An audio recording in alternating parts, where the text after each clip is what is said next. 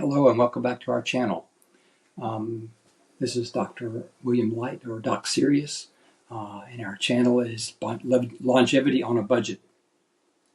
If you don't have $1 million a year to spend on trying to stay alive longer or delay aging, then this is the place you need to come for information. Okay, so today we're going to talk about peptides, and there's a lot of talk about peptides in the literature and in podcasts and the lay press on longevity. So what is a peptide? Well, first thing you have to understand what DNA is. So DNA, deoxyribonucleic acid, is your genetic information that's stored in every cell. You convert DNA into RNA in a process called transcription. So you convert the DNA to RNA, and then you translate the RNA to form proteins or peptides. So the difference in protein and peptides is just the length. So proteins are more than 50 amino acids long.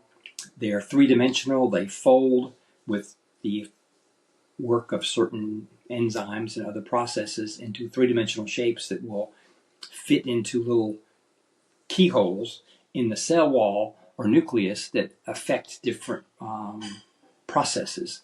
Whereas peptides are less than 50, some people say less than 40, but the general definition is less than 50 amino acids long, and they have different effects. So some common peptides, so peptides are being very studied recently. I was going to mention a podcast that I've been listening to give, if you want to follow that podcast, there's a ton of information on peptides, and the name of the podcast is, where is it? Peptides and Longevity. Makes a lot of sense, doesn't it? It's a podcast, and the people on that podcast,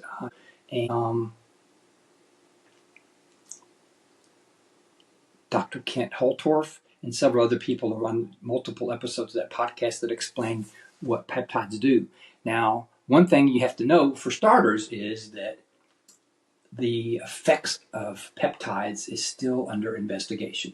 There are no double-blinded studies that are going to show that a peptide actually does what they claim it does on these reports. One of the podcasts, they were talking about someone who had Parkinson's disease and was miraculously better. They mentioned someone else who may have had, I think, psoriatic arthritis that they'd suffer with, and they started on a peptide and did much better because they're anti-inflammatory. Those are anecdotal, unless you have a placebo-controlled trial comparing the placebo to the peptide in a larger group of people than just one. You can't claim that those effects are actually real or placebo or some other factor. And since this is longevity on a budget, before you go plunking down $1,000 a month, $2,000 a month, and start injecting yourself with peptides, we really need to do a lot of research that. I would discourage people from getting involved in expecting too much out of peptides, particularly when you sign up for a year and you're getting shipped to your house and having to give injections, because there's a lot of questions about purity and other things when they're being formulated, whether these are really effective or not. There are some peptides that are available that are that are orally taken, but those are shown to be much less effective. So I was going to go through my little list here of peptides that have actually been shown and are using in anti-aging. Epidolon may extend cell lifespan and improves mitochondrial function and reduces oxidative stress. BPC 157 is for healing and regeneration, particularly tissue repair after injuries. And there's a lot of research going on that one. The other one I wanted to mention, thymosin alpha-1, is immune boosting and immune inflammation, and that's the one someone claimed cured their arthritis.